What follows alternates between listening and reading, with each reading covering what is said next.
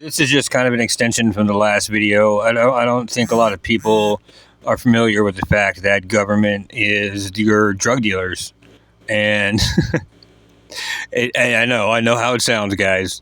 Just hear me out on this one, okay? Everything that they do is to better what they've done before, right? So, if I'm right, this process has played out before in the form of some other drug or some other, racket, right? But currently, it's pharmaceutical companies that they're allowing to make drugs and call them legal, and then when they get on the streets, they're suddenly illegal, and you can be arrested and punished for them. And certain people can have a piece of paper that says they're allowed to have them, right? And otherwise, the cops are pretending to enforce or stop this from happening when really they're allowing it to be made, right?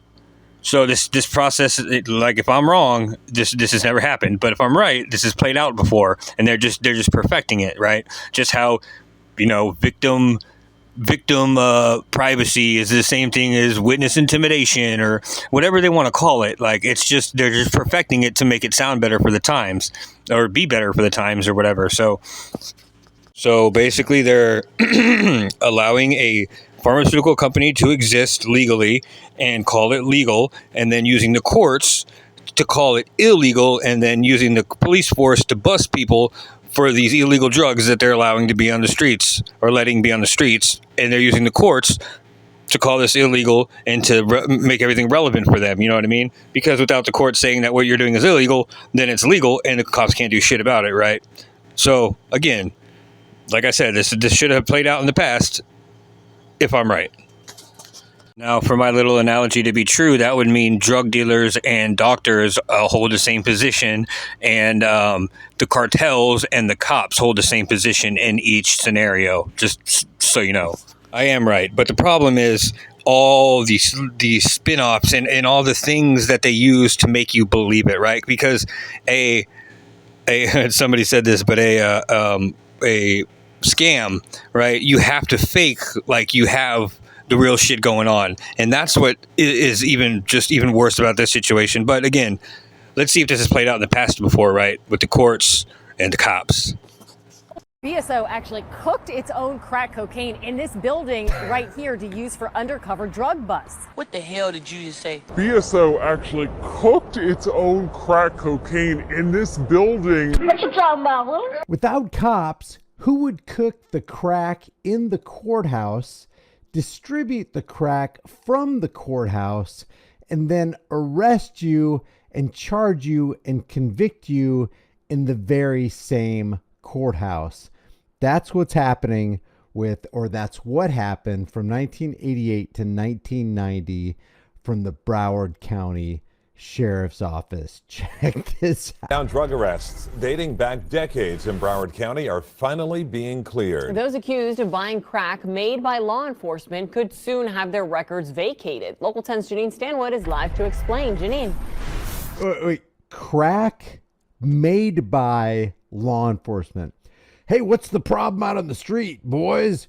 We got crack cocaine. What's the solution? Let's make more crack cocaine and send it out on the streets. Good idea, coppers.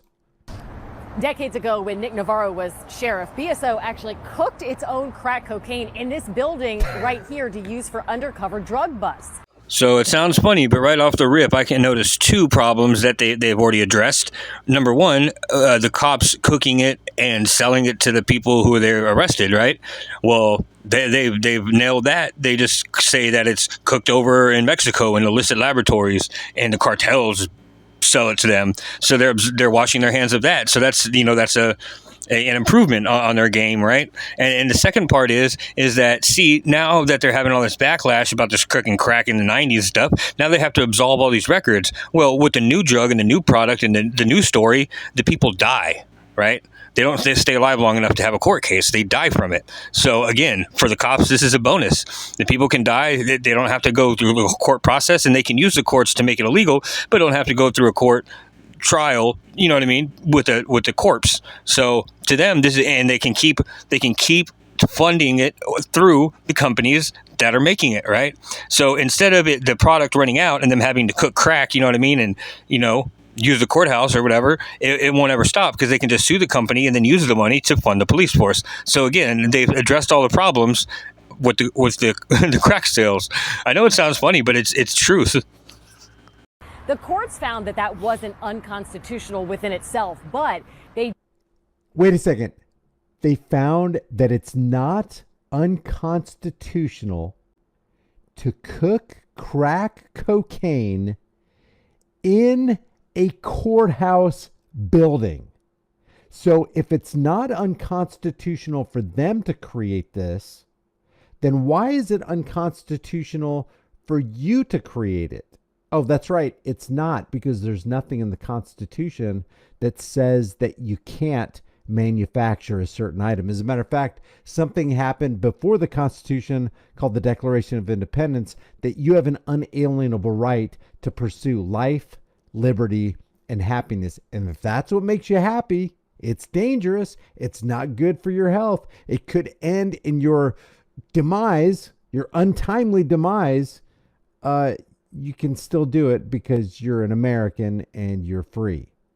So they've declared themselves to be immune once again from something else that you're not immune from. And they can cook this product in their own courthouse. did find that people who were arrested for buying this stuff should have their cases cleared. But the state attorney now has found that that hasn't happened for possibly thousands of cases. Now he wants to help.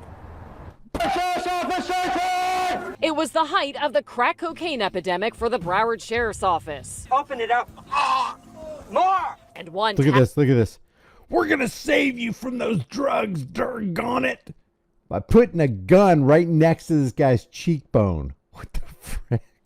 tactic that made headlines. They decided we're going to manufacture our own crack and have detention deputies pose. Anyway, sure enough, I just read a comment where somebody's convinced that it's coming over here from Mexico or whatever. But look, man, it's really not. Let me read this to you, okay? This was after the settlements. Yellow Cat, my brother, check it out. Traditionally, the FDA takes product-specific approach to drug approval decisions by focusing on the data generated and submitted by the manufacturer on the drug at hand, and balancing the benefits of the drug revealed by those data against the risks known and unknown at the time of the review. While this process works well in most cases, the committee believes that the regulatory oversight of opioids needs to be reviewed differently. The recommendations offered by the FDA in this chapter intend to balance manufacturers' ability to introduce a new opioid product into the market or into hold promise for pain management, which the agency's obligation to manage the risks posed by opioids, which extend beyond risks to individual patients, in line with the FDA's public health authority's mission and practice of these recommendations to focus on incorporating public health considerations into the entire life cycle of the drug development to create a safer prescription opioid marketplace. This is talking about the pharmaceutical companies introducing their opioid pharmaceuticals into the marketplace, which is the American marketplace, right? This is not up for debate. This is what's going on. Let me just reiterate that one part that said safer opioid marketplace. Okay, would they be doing a risk management assessment on a safer opioid marketplace from some crazy drug that the Mexicans are bringing over, or is it because that the pharmaceutical companies are making it and they're going to be later blamed for it when shit hits the fan? Okay, listen to this. While the expedited accesses provided by the pathways can be highly useful in transformative new products on drugs intended to serve have been associated with negative public health outcomes. Drugs approved shortly before their regulatory deadlines have been found to be more likely to have a post-marketing safety problems, including safety-related withdrawals and the need for added boxed warnings related to the drug approved and any other blah, blah, blah after receiving faster reviews for more spontaneous reports of drug-related adverse events. This is what happened in 2008, 2012.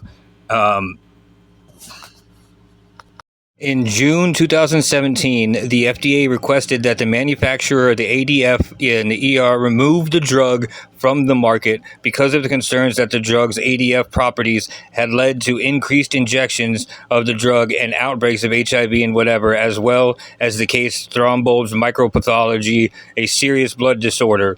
The evidence on the specific role of the ADF's efforts to curb opioid-related harms is still developing in light of continuing uncertainty about the benefits and the risks of various types of the ADFs. FDA's cautions case-by-case approach appears warranted, and they didn't do it.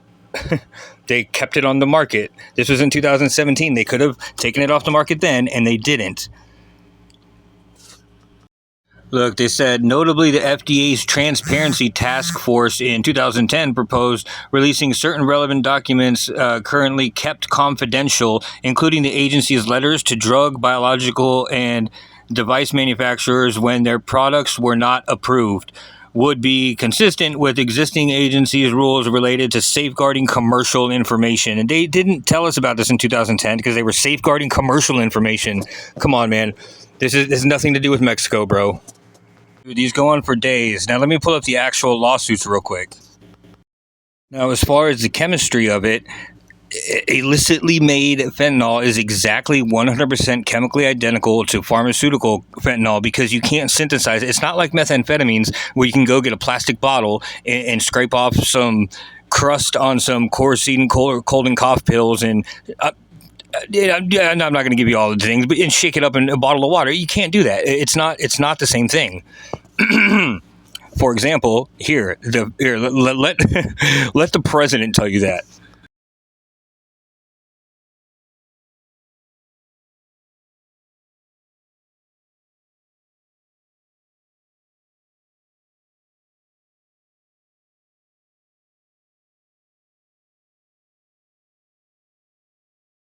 And just logically think about it. In a lawsuit, the person who has to pay out the money, whether or not they or accept responsibility or not, is the one responsible, right? They're paying for what they neglected to do, right?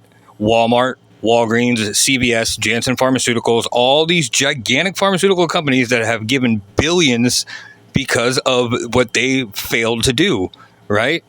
How the fuck is a backpack of fentanyl pills going to affect any of that, dude? Literally, the market price for this shit is less than 10 cents for a tiny itty bitty pill.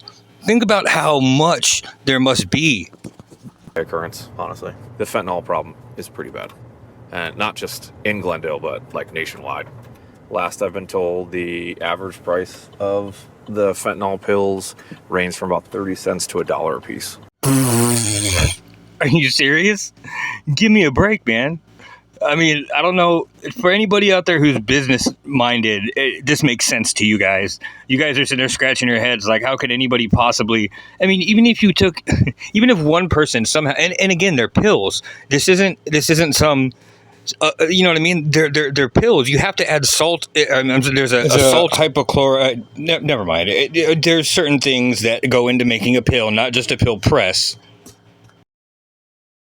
Cartels would be better off getting in the water game like LeBron, you know what I mean? And making millions that way. There's no possible way you can, and think about it, even if you were to bottle water, what are you going to put it in a backpack and bring it across and make money? No, you need vendors, you need Circle Ks, you need, in this case, pharmacies, right? You can't do it just through the underground. There's no possible way to flood a market as big as the United States with pills unless you are popping them out at factory level rates and putting them in dealers' possessions like doctors and pharmacies. There's no way, man. You got to use your common sense.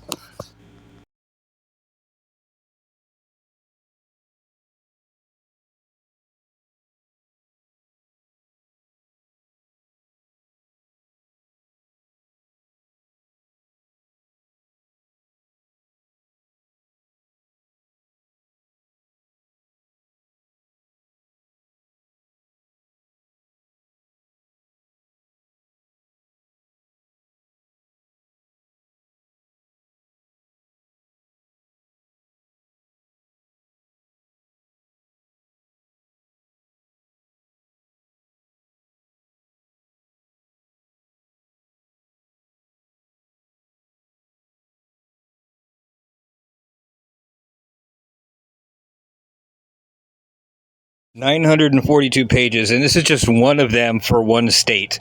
There's 50 of these for all the states from 7 different companies, right? Walmart, CVS, Walgreens, Target, whatever. But look, why would in the specific lawsuits they each have a date code or a state code, and then have a percentage of the money they're going to get? They are absolutely 100% responsible for everything that has to do with the opioid epidemic. The small tiny amount that they get from Mexico is so minor that it does not affect anything.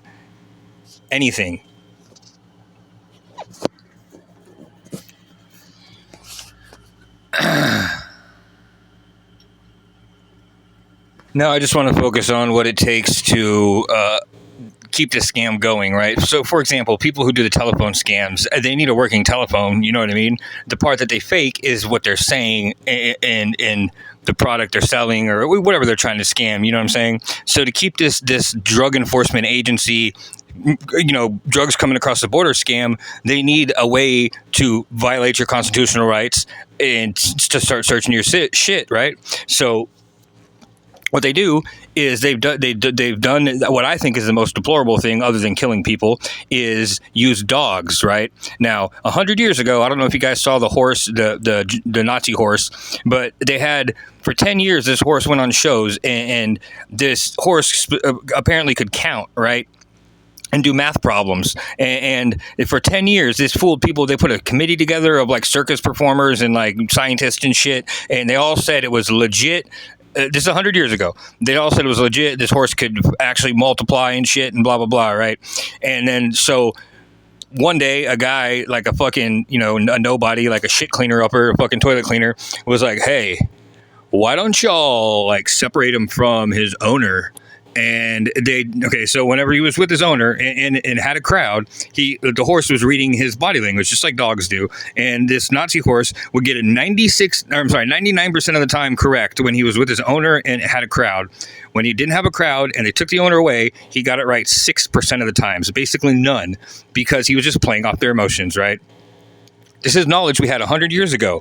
So what do? What does the DEA, what does the 100 years later people do with this knowledge? No, they don't teach people about it and about how animals are very good at judging people's mannerisms and whatnot and can play off that and learn from it and survive because of it. You know what I mean? Instead of that, we just make sure that we keep the owners with their dogs, right? Canines and canine handlers, they literally live with their dogs, right? So instead of using that scientific project and moment in time to teach people about this specific thing, we use it to make sure that we can trick people or that a certain animal can trick people into thinking that it can do things that it can't, right? So it's ridiculous, right? But here's the worst part. A trained dog is going to do what it's trained to do, right? So how is it going to sit whenever the owner wants it to, or its tail or whatever, right? How does it do that? Well, they get retrained, and this is how they get retrained. Tonight, the U.S. Border Patrol RGV sector is responding in the wake of a viral video taken by a Corpus Christi resident that alleges animal abuse of a canine at the Falfurrias checkpoint. Yeah, the video posted to social media on New Year's Day has sparked outrage from the online community. Our Bill Churchwell joins us now with a look at the videos and what Border Patrol is saying about it tonight. Bill? And within a day of posting the videos, it's now up to almost 7,000 shares from folks who are demanding action. The chief patrol agent for the RGV sector responding in a statement that a full investigation will be conducted and to, quote, be assured that our canine is safe.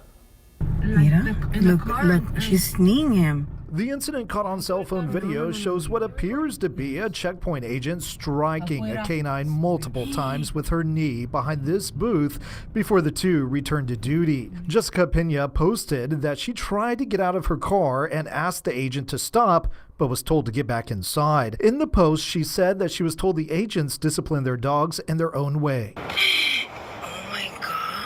We showed the short videos to local dog trainer Sergio Esquivel with SK9, a canine training business. Absolutely concerning. People are going to say, hey, you didn't see what happened before. You know, they could have been doing this, they could have been doing that. It doesn't matter. I should never correct my dog in a manner that they don't understand. And it should never be personal. When I bring my hands to my dog, it should be something good. Esquivel says when a dog is corrected, it needs to be done immediately in order for the dog to understand why. But when it comes to this video, one, the dog wasn't presenting any behaviors that looked like needed to be corrected. The dog was just sitting there. And at that point, the dog has no idea how to turn off the correction. How do I stop her from kneeing me? He says attempting to discipline a dog incorrectly can actually affect its ability to work. The dogs are there for three main reasons when we're talking about the checkpoints. They're either searching for humans, drugs, or parts of humans. At this point, the dog's gonna start losing their confidence. They're not gonna understand what they did wrong, so they're gonna indicate more often to please the handler. Well, music to Border Patrol's ears. It'll start to indicate more often fucking victory. Just go knee your dog in the head after you get him for a couple months or whatever, and bang, bang, bang, boom. You got a fentanyl finding machine. Besides, you hear what he said too? They're to find body parts of humans, and narcotics. What is in every car that crosses the border? Give you a guess. It starts with an H and rhymes with a human. So instead of lining the border with a very small amount of the 9,000 Border Patrol agents we have and keeping eyes on the border at all times, instead of doing that, we got them behind metal walls kicking dogs in the head to bust some people with backpacks full of fentanyl pills that are so cheap they're worthless as far as money is concerned. Okay, I want everybody to make some observations right here when they arrest this guy. Right. I'm gonna turn the volume off so you can just focus on what you see.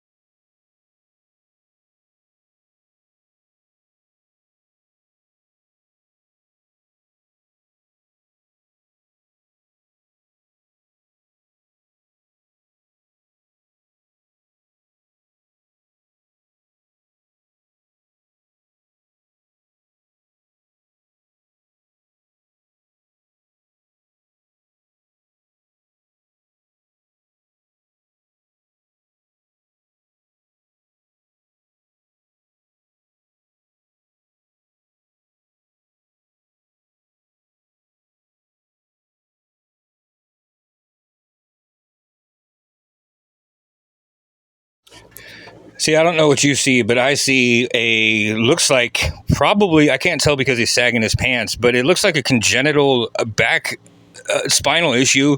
Maybe it could be from an injury or, post-traumatic or whatever, but not scoliosis, but the other one. It starts with a K or a C. Anyways, it's an obvious back issue, and which is very, very painful. I know this for personal experience, and yeah, what he had in that bag was his medication. I'm no doctor, but I have spent as much time in a hospital, double the time in a hospital that any doctor doing his residency has. Hands down, I have more hours in the hospital than they do, period. Then double what they do. In fact, one time I was at the medical center of I can't remember. I've been to so many. But there's actually a young guy, 5-6 years younger than I was at the time, doing his residency, and he was full of questions, man. And I showed him the footage where I had a spiral fracture in my left leg. Again, spiral fracture does not explain fully what the actual damage was. My foot was on backwards. My toes were behind me, like where they're supposed to be. And so anyways, he just asked what it was like, and I guess they're not. He wasn't expecting an answer like I told him, but I told him it was more scary. I didn't feel the pain or this. I was scared until I looked down and saw my heel where my toes should be, and that's what brought on the, you know what I mean, the fight or flight, whatever what they call going into shock. I guess I've learned to turn that on and off through the years, but he was just so amazed by that. It was kind of funny too, because he would hook me up to the we kept trying to test it, because I told him, I said, you can punch me in the face and my heart rate will hardly, initial contact, yeah, but I said it will hardly rise to the level of any kind of fight or flight response. And so we would scare each other and shit when I was connected to the machine. We would do trust falls onto it was like the softest mattress bed thing ever. But I mean, obviously the trust fall was that I could trust that he was going to move away and I was going to fall on the back of my head. But it was fun, dude. From day one, I told him what was from skating, and then I had all the doctors around looking at my skate videos, and every single one of them, even the nurses, like, okay, you know how when you like if you stare at a girl's titties or whatever, and they're like, oh my God, how dare you? Dude, the nurses looked at my veins on my arms because I'm vascular, I guess. Bro, it was like being raped. They were like, oh my God, look at his veins. They're so big. Like the ER nurses. It was kind of weird. If you're having a hard time picturing what I mean by turning off my fight or flight, or you hear, watch me bounce down these concrete stairs and get back up and walk up the stairs to go do it again. Say here I am on the road again. Here I am up on the stage. Super slow-mo so you can see every stair. Bloop. Here, the next one is I break my wrist. And it's actually not really... Breaking your wrist isn't really an accurate statement. I was 17 at the time, so technically it was my growth plates or whatever. And you think doctors are sophisticated? Dude, it's pretty archaic the way they remedy the situation.